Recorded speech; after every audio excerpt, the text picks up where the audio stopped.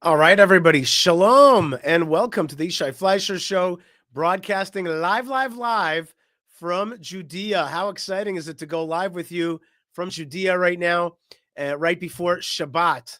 And it is, I tell you, it's a labor of love to broadcast to you before Shabbat because there's a lot of stuff that has to be done before Shabbat. I still got to turn on the hot plate, the so-called plata. I still got to do the hot water. And we got to get ready for the Sabbath. We got to get ready for the Sabbath. So there's a lot of stuff that still has to happen. And I also have to share some Torah before we start the show. So that's very important. We're going to get to Torah in just a few minutes. We're going to get to that in just a few minutes. We're going to get to a lot of learning, and we're going to have a lot of great videos for you as well. And today's topic is saving civilization by fighting infiltration. I hope that rhymes. In the meantime, before we get to all those topics, I want to ask you to like, subscribe, comment, super chat, which is a great way to send a little blessings this way before Shabbat. We so appreciate that. Did I say comment, like, subscribe, super chat? That's right. There's great ways to support our programming. Now, before we go on to the videos of the week that I think are so important, I want to tell you about an event that happened last night for me. Last night, I met with the guys that I went to the Army with in March of 1995. That's 30 years ago. Did I go when I was 18? Did I go to the Army with a group of guys? We went to the paratroopers together, and we met last night together in one of the beautiful homes of a friend. And it was a very special evening. We hadn't gotten together in a while, and to just see everybody get together was very special. And of course, as you could imagine, we laughed, we remembered stories, we remembered heroic stories, we remembered less than heroic stories. But then a different part of the event, of the gathering, took place, and that is that my friend Yossi talked about October 7th in Sderot, in the southern town of Sderot. He showed us videos about how 5 terrorists were chasing him. He showed us a video of a picture, actually, of him after receiving a bullet to the lungs and to the shoulder, and how the ambulance would not be. They told them the ambulance cannot arrive because Sderot is a closed zone because ambulances were under attack and they couldn't send the ambulances into fire. And he was bleeding out and dying on the floor of his own house until a guy with a private car and a friend of his drove into the house, banged on the door, and said, "We're here to take you to the hospital." And they did it with courage. And these 2 men basically risked life and limb. In order to take him to the hospital, they actually unhinged one of the doors of a closet in order to make it into a makeshift stretcher. And they took him, Yossi, to the hospital in Beersheba and saved his life. One of those men, the next day, was killed in his efforts to save more people. He saved hundreds of people in those 2 days of fighting. And so that was what Yossi told us about. He told us about the miracle of his survival and how he made it through. And he was dying and bleeding out. He couldn't breathe well. There was a bullet punctured his lung, the whole thing. So that was one story. The next story is my friend Chaim told us about how he lost a son. He lost a son, not exactly on October 7th, but in the October 7th battles the next few days in the war. I think actually it was 3 months after October 7th in Gaza. His son was inside a troop carrier that was carrying also explosives, and an RPG was shot at them, and 8 soldiers were killed that day. I remember that day, and I didn't know that it was Chaim, who went to the Army with me, who's one of the sons that were lost that day. His name was Oz Gruber. And so we were, we were a bunch of guys who went to the Army 30 years ago, now middle-aged, getting together, and instead of just laughing at the past and about, for example, my injury in Lebanon by a roadside bomb from Hezbollah, we talked about our kids and how they're continuing to fight the battle that we were fighting back then, the battle against jihadism, against Jew hate, against anti-Semitism, against Israel hate. And so it was a pretty intense evening that we came to yesterday, and I was thankful. First thing, it was an all Hebrew evening, Israelis, and that's fun for me. And the other thing was sharing the pain, and sharing the pain is its own kind of mitzvah. It's its own way of giving of yourself. You're taking in that pain, you're hearing it, you're blessing your friends, and you are sharing the pain is a big thing, letting that pain come out, and feeling it on your body, on your flesh. That's what happened just yesterday. So just imagine that, 30 years ago, we were 18-year-olds. Now we are middle-aged, thinking about our children who are in the army, and Chaim losing his son and how painful that was. So that's something very special that happens in Eretz Yisrael. And I was thankful to be part of that, to be part of the fight, to be part of also the fight of raising generations. We are broadcasting right now from Judea, Israel, south of Jerusalem, in the beautiful mountains. It's been a beautiful rainy day, and there are little rivulets flowing today. I saw some of them. I was rained on today. It was great, and very special to be in this good land. The weather is supposed to start to get bigger, warmer, and longer. But right now it's kind of the last. I'm looking out the window here. The last of the rainy days of this winter. Very, very special.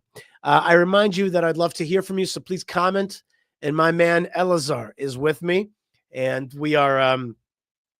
Hold on, let's see. 1 second. Elazar, are you there? Elazar, are you there? I'm here. All right. Thank you so much for joining me and being the producer for the show today. Yeah, thanks for having me. You are the best, and we love your flag. And thank you very much for helping all of our guests from all over the world say hi. So we will, Elazar will be monitoring your comments and your super chats and other ways. Elazar, thanks so much. And we're going to keep going right now with some of the great videos that I've gathered for you for this week. I have some videos today that are like mind blowing. Really, I'm just wondering which one I should I do the most mind blowing ones first, or should I wait? I'm gonna do. They're all mind blowing, but let's do it like this. Today we are fighting. We're fighting jihadism. This week, Israel was fired upon from Yemen. And I had gone to sleep very late one night, like 1 a.m, and then at 4 a.m, the sirens went off. We had to get up and then do the awkward thing of being with our neighbors inside of a safe room at 4 a.m. Everybody looking groggy and not at their very best. We've got to push back on jihadism. We've got to push back on the fight that we have in Yemen, the fight that we have in Gaza, the fight that we have in South Lebanon, and the fight we have with Iran and Qatar. But the civilizational war is not just on our borders. It's also everywhere where jihadism has taken root. One of those places is the United States of America. So Speaker of the House Mike Johnson is talking about getting rid of jihadis that are now on American campus. Let's do 2 videos on that issue. And first, let's hear from Mike Johnson. Estimation, what crime did Mahmoud Khalil commit to warrant his arrest, detention, and the potential revocation of his green card? Let me tell you something. I went face down the angry mob at Columbia at the height of that stuff, when the pro-Palestinian, pro-Hamas protesters were there. I'm telling you, this is my own observation, not something I read in the newspaper. It was dangerous. I met with Jewish students before we went to campus who were hauled away off campus because they were instructed by the administration not to come to class, which they paid for fear of their physical safety. The administrators there refused to take control of that campus. They refused to allow the PD to come, the police department to come in and take control, and it turned into a chaos. The president has since been removed, and now they got the same problem again. Columbia and other universities, they have to keep control of campus. The first responsibility of an administration is ensuring the safety of the students who are paying tuition to be there, for crying out loud. This madness has to stop. We have to get control of it. This guy apparently was a mastermind of those very things, when the gnashing of teeth and the ripping of clothes and the people screaming at me, wanting to rip me limb from limb because I was there talking about moral clarity and how there's a right and a wrong. were doing that. They disrupted the campus. They were threatening physical violence to their fellow students. If you're on a student visa, I'm going to say this clearly. If you are on a student visa and you're in America and you're an aspiring young terrorist who wants to prey upon your Jewish classmates, you're going home. We're going to arrest your tail and we're going to send you home where you belong. And this is just getting started. So, look, I appreciate free speech. I used to defend it in courts, but this is far beyond the pale of that. When you are threatening your classmates and spewing anti-Semitism and all this hatred, it's enough. And I think the American people understand that. They're supporting it. And I'm glad we have a president who's strong enough to lay down the law. Thanks a lot. Okay, fabulous. Here's a comment from somebody from Aaron Applebound. He says, Mahmoud Khalil doesn't belong in America. And that's what we're talking about. We're talking about this guy who's an instigator at Columbia. And I think that Mike Johnson put the tension of the issues very clearly. There's freedom of speech on the one hand, and on the other hand, there's the safety of Jewish students and the civilizational challenge that the jihad is bringing to America. Now, what's very, very important, and we heard this from Mike Johnson, we heard this from U.S. Secretary of State Rubio, is that these people are not American citizens. They're not citizens of that country. And of course, I'm broadcasting from Israel, but we're talking about America because this is a civilizational challenge. Those folks that are coming onto campus, they're not from America. They're not Americans. They're coming under the auspices of something in jihad called hijra, which means emigration. You go to a place and you evangelize jihadism. You teach jihadism. And therefore, they're coming from the outside to wreck that country. They're coming from the outside to wreck that country. And Mike Johnson's like, wait a minute, we got to defend our borders. We got to defend our American people. We got to defend the Jewish people. And by the way, he didn't say it, but I'll say it for him, which is when you allow your Jewish people to be injured, threatened, etc., you're actually undermining your civilization. It's weird, but when you have a Jewish population that's protected and does well, you are blessed. And when you allow them to be bullied, violated, threatened, and made to be afraid, then your civilization will do the opposite of prospering. It will suffer. And so there's the situation that Mike Johnson is talking about. He's talking about fighting the influx of jihadism and what I call saving civilization by fighting infiltration, by fighting the hijra. But you have to know that there's a hijra. You got to know that that's one of the ways that it operates, through hijra. Here says Lisa, let's see. So we put this one. It's not free speech when they riot, harass Jews, take over buildings, and hold janitors as hostage. That's right. That's right. Anybody else, Elazar, that you think is making the point about that? Let's see some of the other people. We heard from Aaron, but he says, I'm sure Jolani would love Mahmoud Khalil. Send Muhammad Khalil to Syria. Well, that's where these people are from. But I see some other folks. There you go. Yishai, we agree. Failure to protect our Jewish brothers and sisters is a deadly mistake for all American people. That's exactly correct, Lisa. That's exactly right. So my point to you is that Mike Johnson is protecting the United States of America. And then there's these folks, sometimes, sadly, they're Jews, who think that they're protecting liberalism, but they're not protecting liberalism. They're protecting illiberalism. They're protecting the energies that are illiberal, that come and want to destroy. They want to use liberalism. They want to, look at that. What happened there? They want to use illiberalism as a way to bring in the illiberals. That's what they want to do. They want to use the liberal traditions as a gate that allows in the haters. And then those haters destroy it. Now, the haters also use the liberal folks as useful idiots. Let's talk about freedom of speech so that we can come into the country and do everything but freedom of speech. We want to do hadith. We want to do Sharia law. We want to do jihadism. We want to preach hate. We want to undermine the very systems that we're using to get in there. Okay. So that is what's happening out there. Now, check this out. I have an even more robust video of a debate about pushing out, deporting jihadism. Can we just say deport the jihad? I like that. I like that very much. Do you like that? Deport the jihad. It's very simple. Hold on one second. I'm going to make that into a banner. I want to write that down. I want to write down deport. I'm going to write this down. Deport the jihad. I just like that. I think it's just very simple. Okay. Deport the jihad. There you go. Deport the jihad. You got to get rid of the jihad. Now watch the following video because it's a mind-blowing video. Actually, before I get to that, first I want to thank Leo Halpern, who gave a super chat and blessing to us, and therefore I bless you right back. Leo, he says, here in Brazil, most people think the solution should happen in 2 states, i.e., give away part of the land of Israel to the jihad and see how that goes. How can we resolve our issue and our image around the world without compromising the security and its territory? Leo, great question. And the answer is not to seem weak and to give into the jihad. That's not going to work.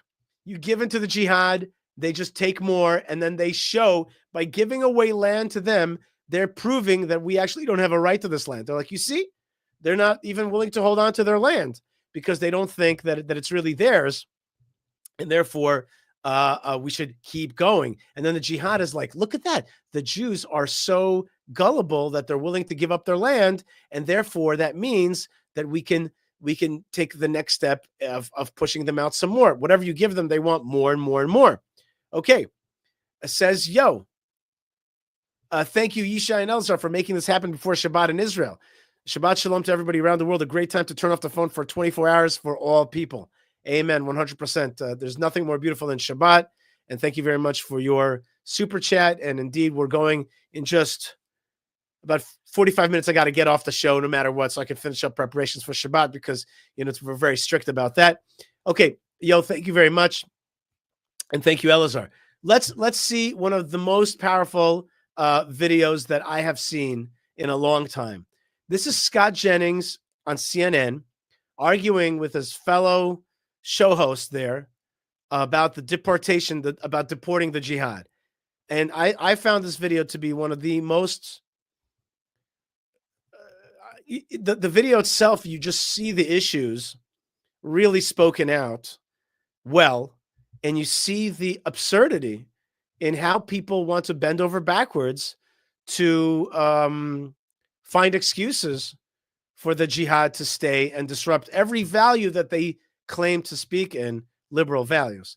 Let's take a look at this video because it is it's really a video that describes the opposing sides and the importance of deporting the jihad. Alien, he can be deported under U.S. law for if the Secretary of State has any reasonable ground to believe he would have a potentially serious adverse foreign policy consequence. And you mentioned the student organization. The student organization put out. Let me finish. But before you move on, because I think that's a really important point, Yeah. right? That's the statute that they're using. Yeah. Have you seen any evidence to suggest that there is actually a serious reason to believe that this student is going to be a threat to to national security? I mean, I've certainly watched the abomination that's gone on at Columbia and Barnard and other places, and I will just tell you, to national security. and I'll just tell you that I'm not going to let you move on because this is the I'll tell you why it's a threat to national security if you let me answer you. Well, Scott, do you want me to answer you or not? Okay. His organization says we are dedicated fighting for the total eradication of Western civilization. Okay. He's not a citizen. So their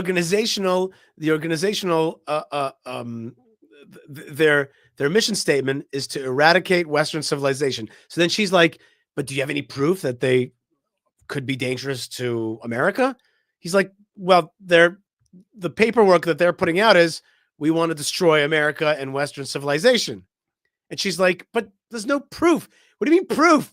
They work for the destruction of American campus. They threaten Jewish people. They claim to want to destroy Western civilization. What other proof do you need? And by the way, the statute does not say you need proof. It says that there's any credible threat. I mean, so you don't have to prove it. If the Secretary of State thinks that these people are endangering you, you don't have to bring them in. Let's keep going. He doesn't need to be here. You just described him having viewpoints that you disagree with. again, is that enough to have someone lose their rights in this country? He has viewpoints that, in my opinion, jeopardize the security of the United States. But how?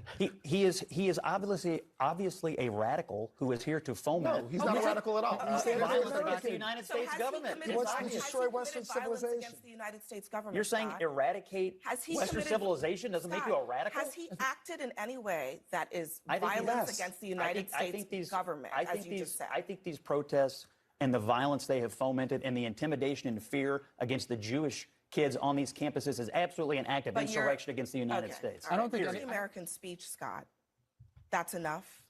Look, Yes. Look, what they have engaged in is a clear threat to the United States. And if you want the United States to be overrun by radicals the way Europe has, be my guest. But I think the president needs to stand up for the integrity of the United States. What is the threat?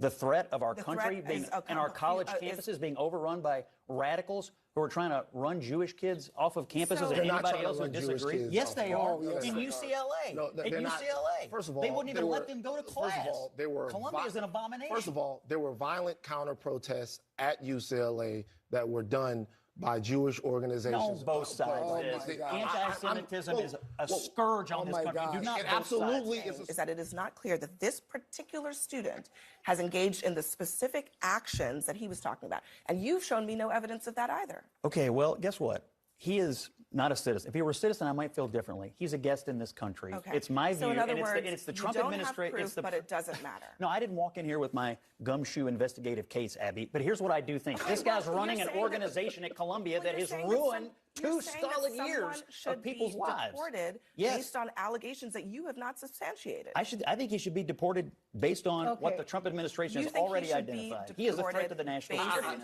But here's his affiliation. Statute you quoted. It's an obscure statute, old statute that's being used, is about being against U.S. foreign policy, right? So, for example, when I was part of protests in Miami, when the Clinton administration and Janet Reno returned Elian Gonzalez to Cuba, is that... Were you trying to eradicate Western civilization? No, I was trying to stop the U.S. government, and I was protesting against what the U.S. government had done. Were you occupying buildings? I was protesting. Were you fomenting violence? I was doing what that... Were you inciting others to engage in violence? I was doing what that statute said. Were you chasing I was people against around? U.S. foreign policy. Were you intimidating people? Okay, we were shutting down streets for My them. view is that we're in a fight for the future of Western civilization. This guy's on the wrong side of it, and he don't need to be here. And if the court... Well, I found that video to be incredibly powerful. And on the one hand, Scott Jennings just makes very clear points, which aren't really that hard to dispute. It's not hard to accept, and disputing them is just absurd. He's just saying, look, this guy's MO, his modus operandi is to destroy Western civilization. He says so in his own organization's paperwork, in their own branding. And then he occupied schools. He threatened Jews. He made school for young people impossible.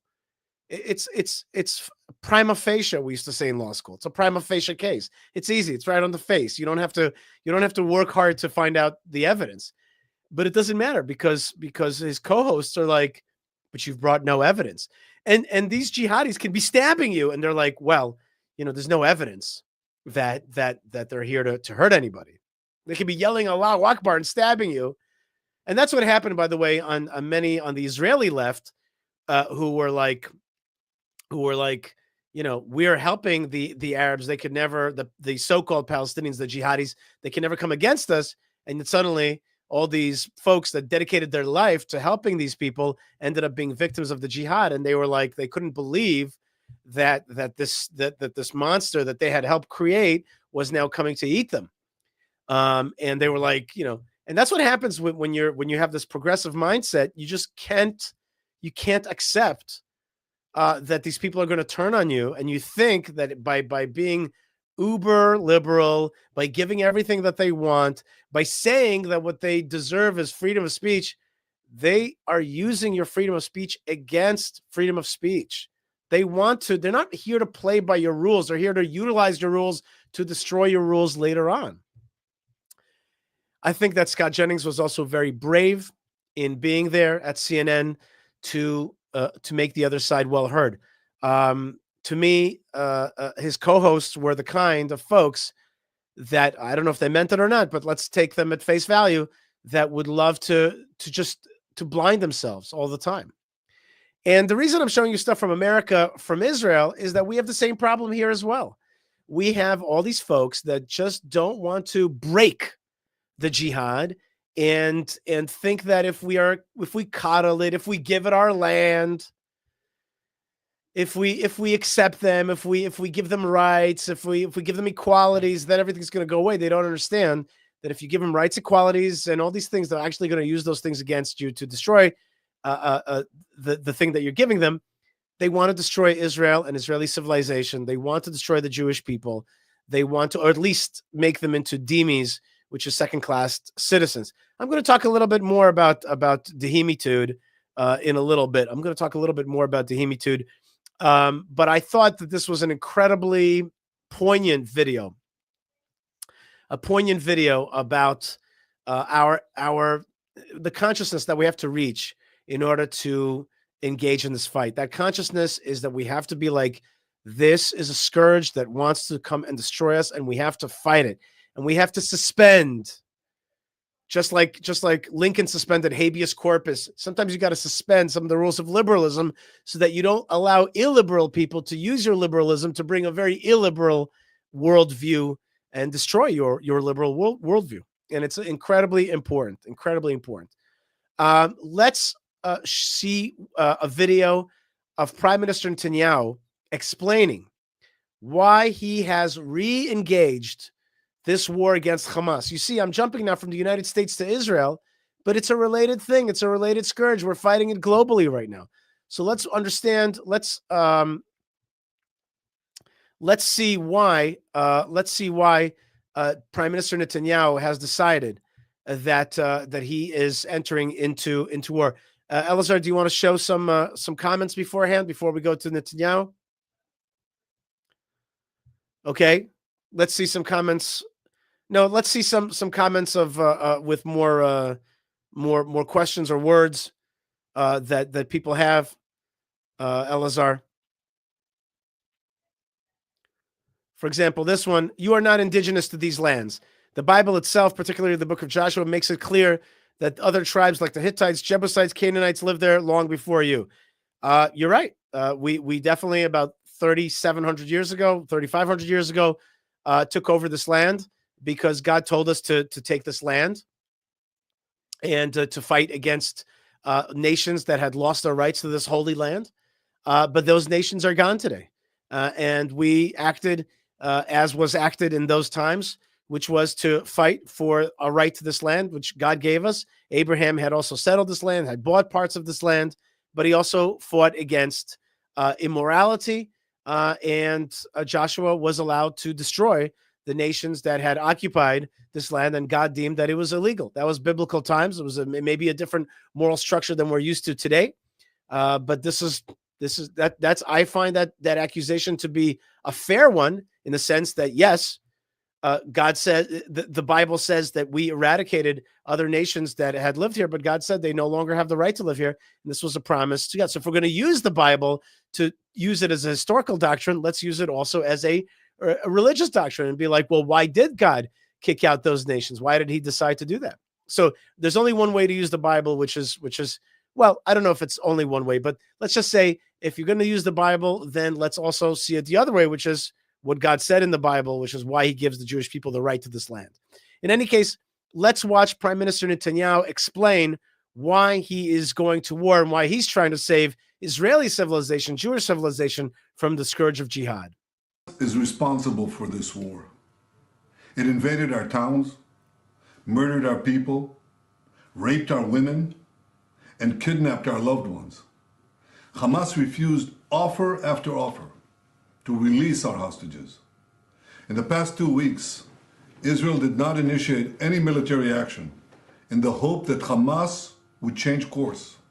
Well, that didn't happen. While Israel accepted the offer of President Trump's special envoy, Steve Witkoff, Hamas flatly refused to do so. And this is why I authorized yesterday the renewal of military action against Hamas. Israel does not target Palestinian civilians. We target Hamas terrorists. And when these terrorists embed themselves in civilian areas, when they use civilians as human shields, they're the ones who are responsible for all unintended casualties. Palestinian civilians should avoid any contact with Hamas terrorists. And I call on the people of Gaza, get out of harm's way, move to safer areas. Because every civilian casualty is a tragedy. And every civilian casualty is the fault of Hamas. I thank President Trump for his unwavering support for Israel. Our alliance with the United States has never been stronger. To those who criticize Israel, I ask, what would you do if terrorists murdered and kidnapped your children? You would do what we are doing. In the face of pure evil, free societies have no choice but to fight. So I want to assure all our friends around the world, Israel will fight and Israel will win. We will bring our people home and we will destroy Hamas. We will not relent until we achieve all these vital goals. And we will not rest until we give our country a future of peace, prosperity, and hope.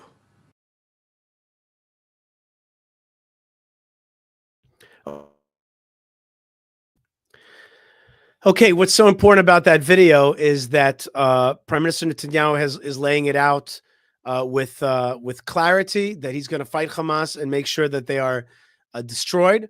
And we have a constellation right now which is aligned.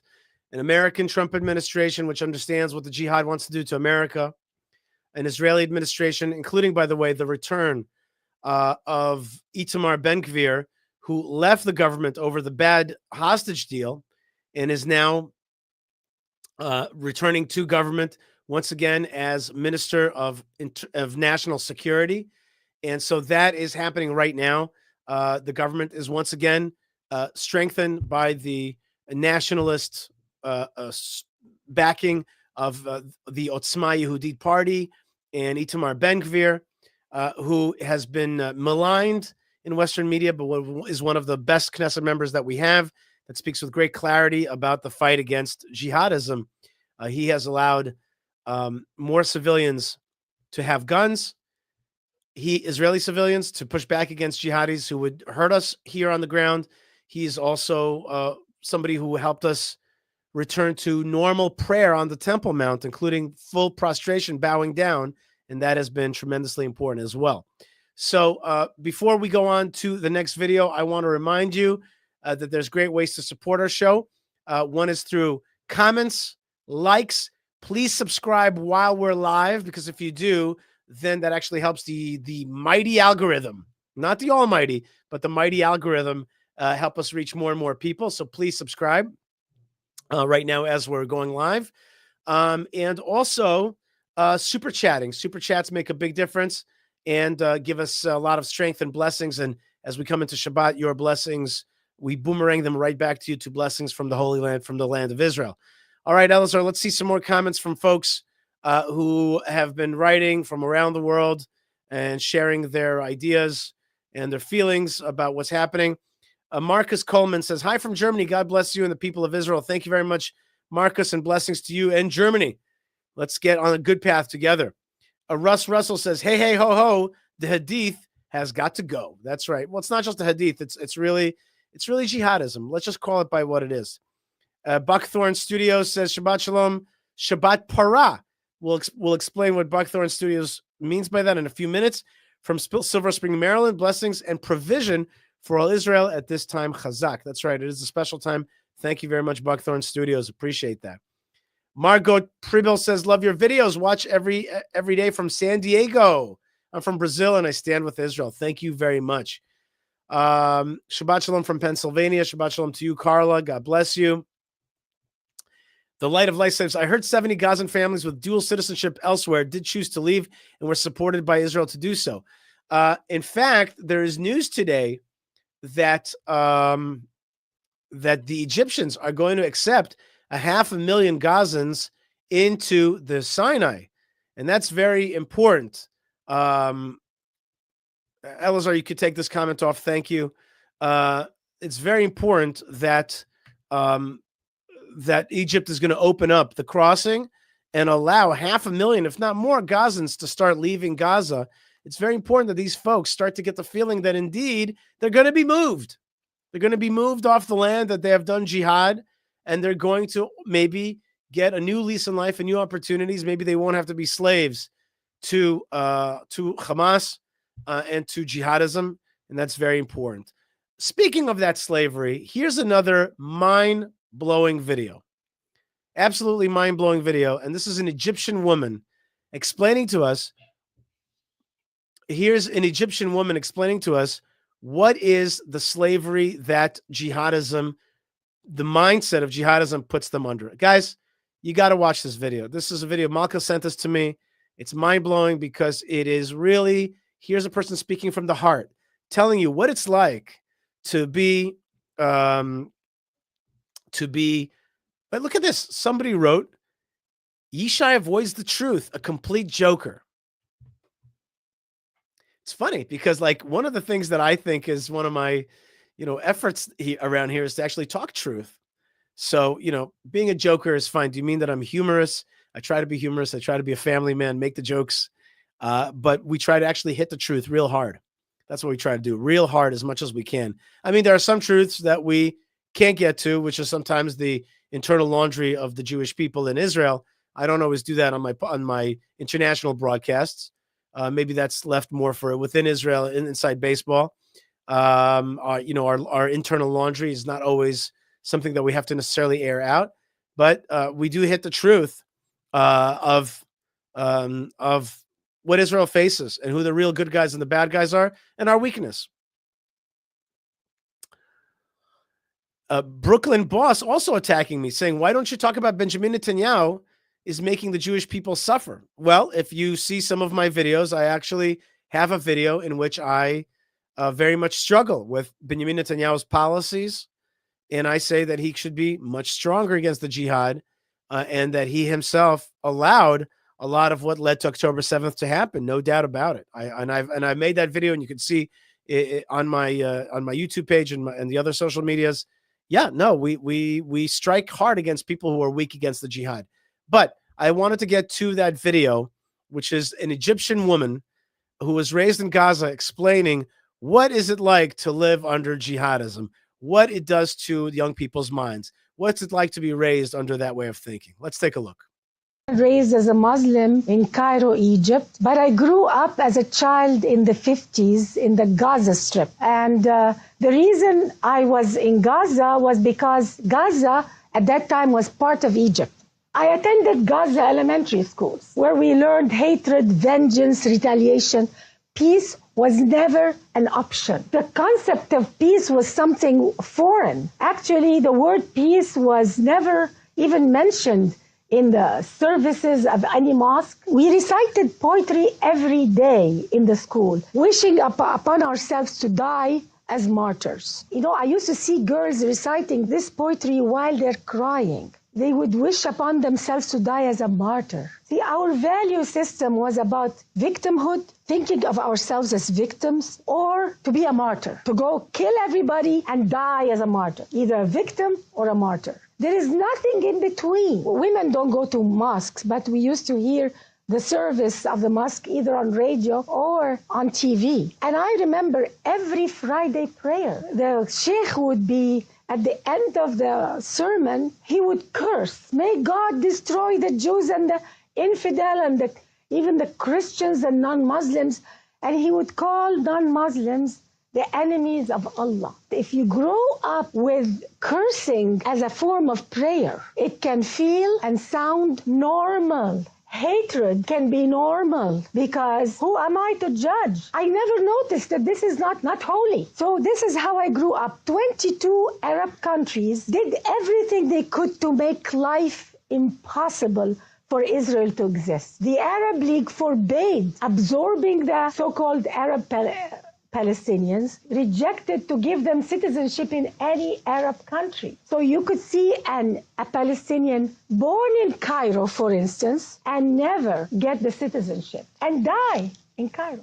They are born and die in Syria a Palestinian, and they never get a citizenship. Why? Because the Arab League wanted the Palestinian problem never to be solved. This is not their agenda. The agenda is to keep them refugees from birth to death. The culture was so for sacrificing. They encouraged women to stand up in front of the cameras and say, I gave my son to the jihad, and I want my other children to die in the jihad. Women who are for life, for peace, were looked down upon. Women who would be radical, if not more radical than men, who will promote jihad for their children, were lifted up as honorable women to be respected in society. So for a woman to be respected in Islamic society, you have to be as radical, if not more radical, than men. And that is why a lot of women are silent. They are proud to give their children to jihad. It's the only way to go to heaven is to go and kill the infidel and die in the process. The Arabs of Israel were pushed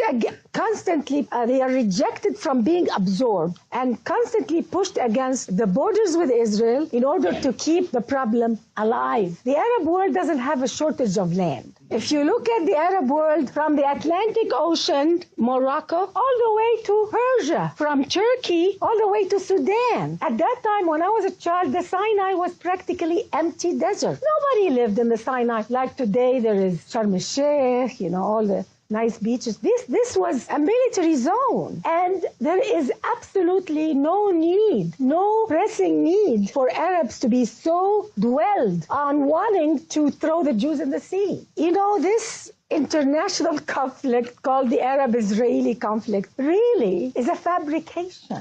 This is not a conflict over land. And anybody who thinks it's a conflict over land is misguided because we don't see the truth. The truth is Arabs, there is something in Islam anti-Jewish, anti-Christian, especially anti-Jewish, and I will tell you why. Those people calling themselves Palestinians who live in the Gaza and the West Bank are the pawns of the Arab world. I don't believe that they care about their happiness or welfare. They are set up to live a miserable life on purpose in order to show the world that we're victims. Do you think Saudi Arabia, with all the money they have, the Gulf countries, all these oil money, they can't give them good roads and good homes and good police and turn it into a productive area of the Middle East? They can, but that is not their objective. There is a hidden objective, and I don't understand why Western culture doesn't get it. Why Western media doesn't get it. It's so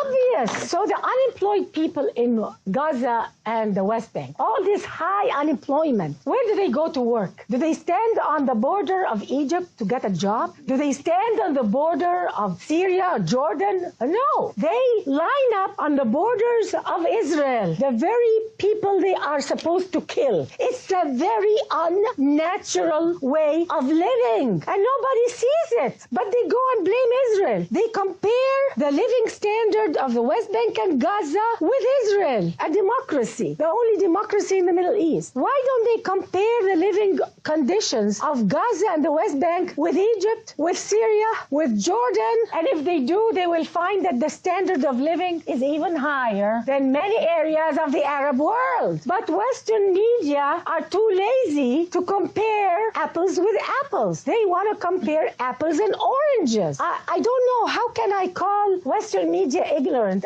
They should not be ignorant. And then they go and ask Israel, why don't you do some concessions for the Palestinians? I never hear them stand up to Arab leaders and ask Western media, why don't they ask Arab leaders, how about some concessions to the Israeli people? We never hear that. And it's very convenient to blame all of this terrorism on, after 9/11 especially, they blame the terrorism. Oh, it's because we have this terrorism everywhere by Muslims. It's all because of the occupation. If it wasn't for the occupation of Gaza, if it's not for the occupation of the West Bank, we wouldn't have a problem. The problem all is because of Israel. That's what they want to give the impression. And this is a big lie, because I lived in Gaza as a child, and I witnessed the terrorism against Israel before the occupation of Gaza and before the occupation of the West Bank. And our media here doesn't even know that. There was terrorism against Israel Israel before the occupation. So people who are Arabs who claim that they are doing terrorism now because they want freedom, democracy. No, there is no freedom and democracy in any Arab country, let alone the West Bank or Gaza. So we have to really call a spade now. This is too serious to just take all these lies and look the other way, because it's very, very hard to know the truth if you rely on Arab media, if you rely on the culture around you. And because of life in an oppressive society, I moved to America. I moved to America in the end of 78, 79, and my life completely changed. And one time I wanted to attend a synagogue and a church because I was curious. I thought they were going to curse the Arabs the same way we curse them in our mosque, the holiness of the place. They were praying for everybody. They were praying for peace on earth. How can we leave this earth a better place? It was a totally different way of thinking, the opposite of what I grew up with. And that's when I went to a mosque here also in Los Angeles. And I thought that because they allowed women, that it was going to be different here within America. I am so glad that Islam in America must be so different. So I went to the mosque and I heard anti-Semitism again in the mosque. And I was told, don't assimilate in America. We're here to Islamize America. They were looking down at American culture. They were looking down at this society. And I felt very uncomfortable. I said, oh my God, there is an agenda here. And I never went back again. It hit me. How could we do this? How could we lie and accuse people of something we Arabs know very well we have done ourselves? How could this happen? What kind of value system allows a person or allows a culture or a religion to lie and accuse their enemies of something that they know they've done themselves? They know that Osama bin Laden did that. They know that he was financed with Arab money, with oil money until today. How could they accuse the Jewish people of that? Look at the map of the Middle East. You can hardly see Israel. It's impossible to convince any person who has an IQ of a child that this problem is over the land called Israel. It's time for the West to understand this, because it's not just not good for Israel, it's not good for the Arab world. They are collapsing. A lot of people think that the Arab world is so strong and so powerful. It's rotting from the core, but they don't know. The religious leaders are telling them to continue the hate instead of telling them to repent and find the true God, the love and the friendship. In the eyes of many Muslims, in the eyes of Islam itself, Jews and non-Muslims, they call them the kafir, the infidels. They don't deserve the truth, they don't deserve justice, and they don't deserve mercy. How can this happen? And we accept it, and we don't say no? The Arab world will never have freedom and democracy when the hatred is number one, when the jihad is number one, when killing your enemy is number one, when you're fixated on lies and slander. You will never have peace and democracy. Nobody asks this question. Why all this lies and slander against the Jewish people, against America? They call America the great Satan and Israel the little Satan. Why? Do you know that on Syrian TV, on Arabic TV, on Egyptian TV, the constant day and night lies about the Jewish people is unbelievable. There was a show that was saying, and in it was not just religious leaders, some of them were scientists, Arab scientists, saying that, oh, do you know why Israel went to Haiti to help with the earthquake? You know why? Because Israel really wanted to harvest the organs of the Haitian people. These are the intelligentsia of the Arab world. When the intellectuals of the Arab world say that, what do you expect from the man on the street? And you wonder why they hate? Because day in and day out they are told this. I was told horrific things about the Jewish people. It took me years to extract it out of my mind, my heart, and my consciousness. An amazing video. And Dana says she's a brave woman. Yes, bless her. And what can I tell you? This video it was a long video. But on the other hand, I thought that she really said things that were very moving. JT blesses us with a super chat and writes, "Down with jihad. May the Lord continue to keep Israel. We hear you, Israel. We hear you. Amen. Shema Israel. We hear you, Israel." Michael says, "This is true. I prayed at a mosque once. They were just saying BS about Zionists." Let's hold the comments for a second. And I just want to say that when is that video from? I'm not sure. It just recently surfaced. It doesn't really matter because it could have been true 100 years ago as well. But instead of Israel, it would have been just the Jews. And what can I tell you? I think that she speaks from the heart. She says a lot of truth in those videos. She talks about the lies and the propaganda. The one thing that she didn't talk about is the complicity of things like CNN and the New York Times and Columbia campus and the United Nations, the complicity which progressive anti-Israel folks, because of their non-jihadist but Israel hate for various reasons.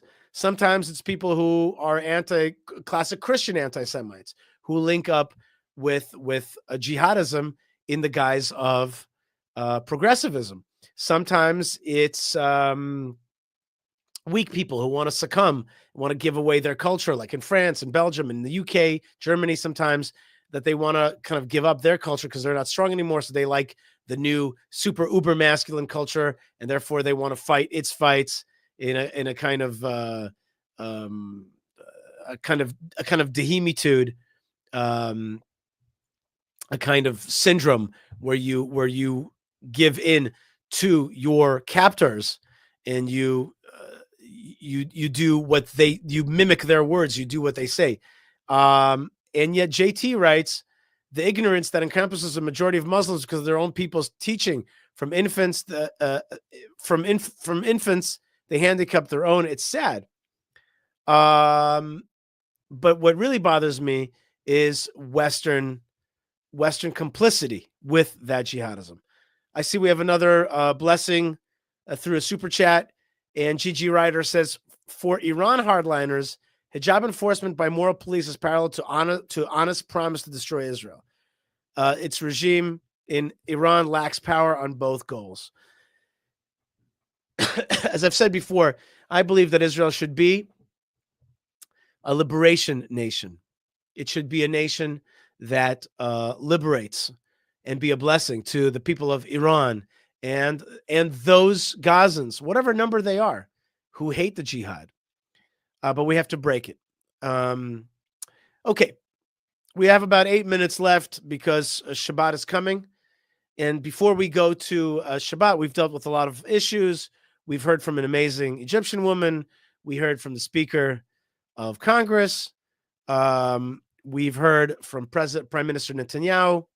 We heard from CNN, some good and strong stuff. But now let's hear a little bit from the Torah. And usually I read to you directly from the Torah, but this week I want to read to you from the prophets. And this Shabbat we are reading from the prophet Ezekiel, Yechezkel, chapter 36. And I want to read to you these important words. It says, and this is the prophet Ezekiel saying, and the word of the Lord came to me saying, Son of man, the house of Israel, as long as they lived on their own land, they defiled it by their way and by their misdeeds. And he says, they defiled it with their idols. I scattered them amongst the nations, and they were dispersed through the countries. And they were thrown into, they were cast away into the nations. And therefore they profaned my holy name. As much as it was said of them, these are the people of the Lord, and they have come out of his land. They were kicked out of his land. But I had pity on my holy name. V'achmol al shem kodshi asher chilulu beit Yisrael bagoyim asher ba'u shama. I actually cared, says God, about my holy name. I wanted to cleanse my holy name because when the Jewish people are in exile from their land, that means that God has rejected his own people.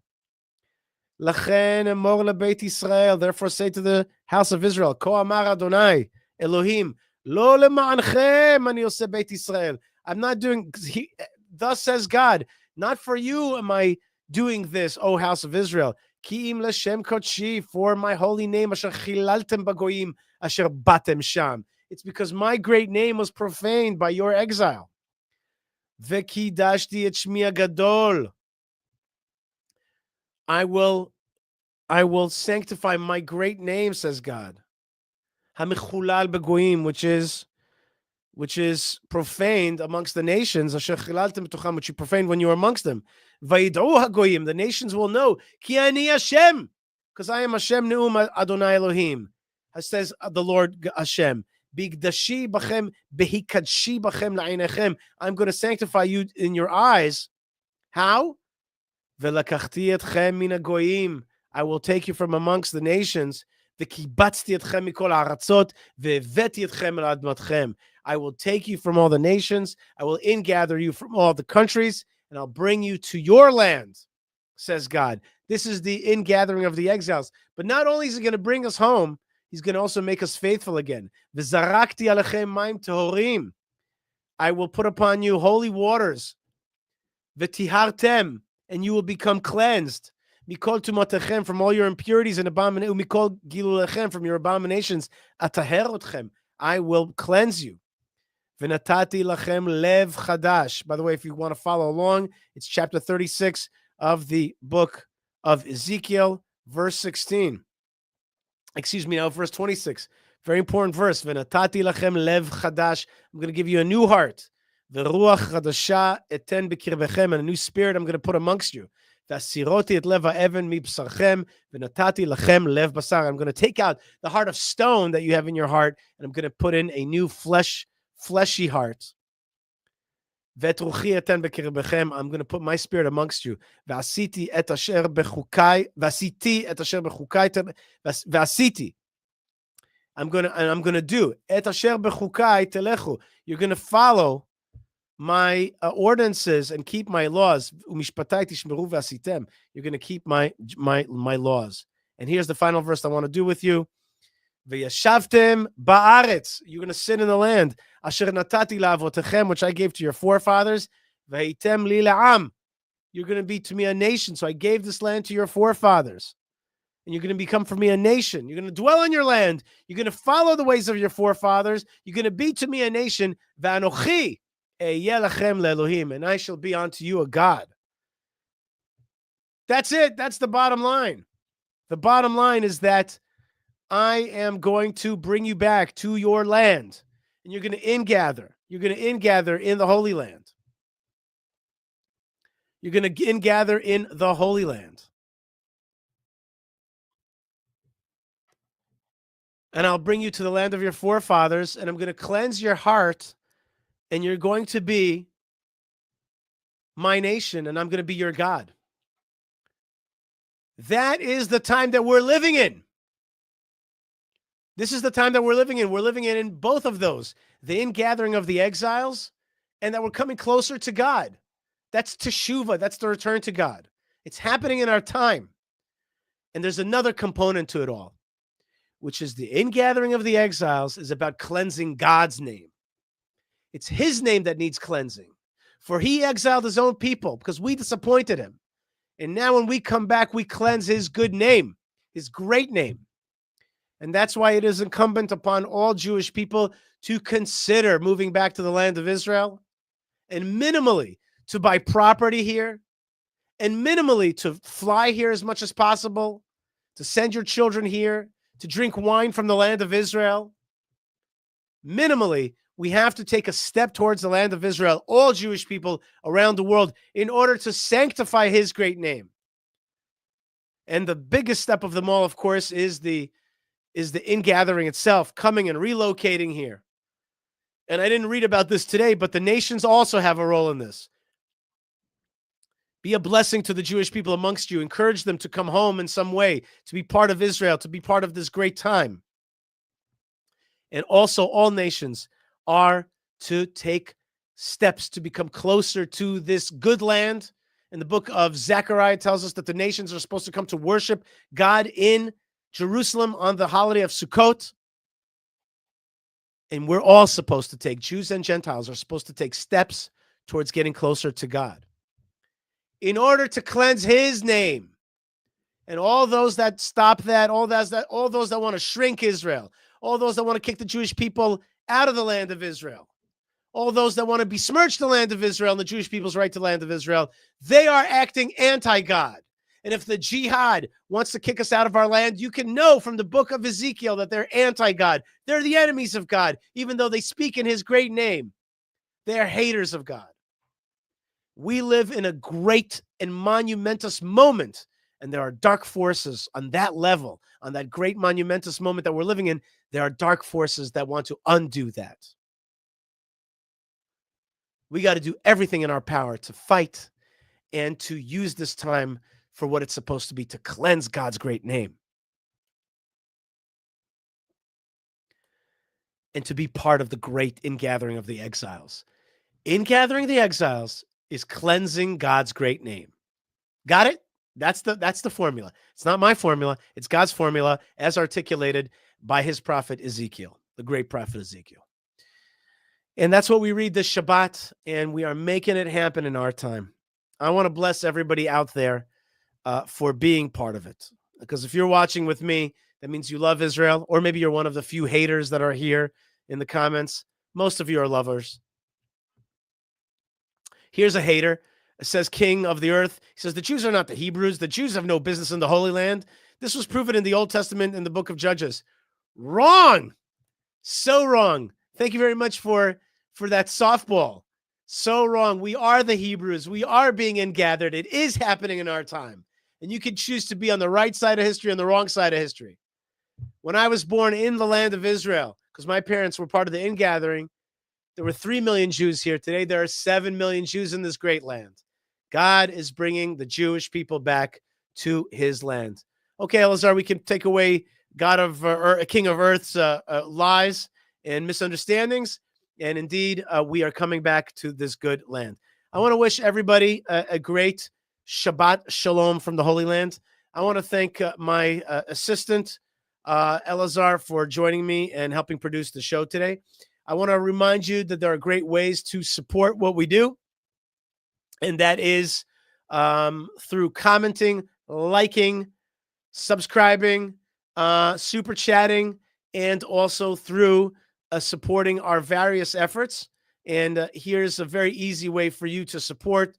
It's through this link, buymeacoffee.com/Yishai. It was so appreciated. Your love and your support and your blessing. Through that link, you support our broadcasts of the big truth and God's great name. Hopefully, Hashem, please let us be honest interpreters of your great will and honest actors in your name, as opposed to so many of the liars.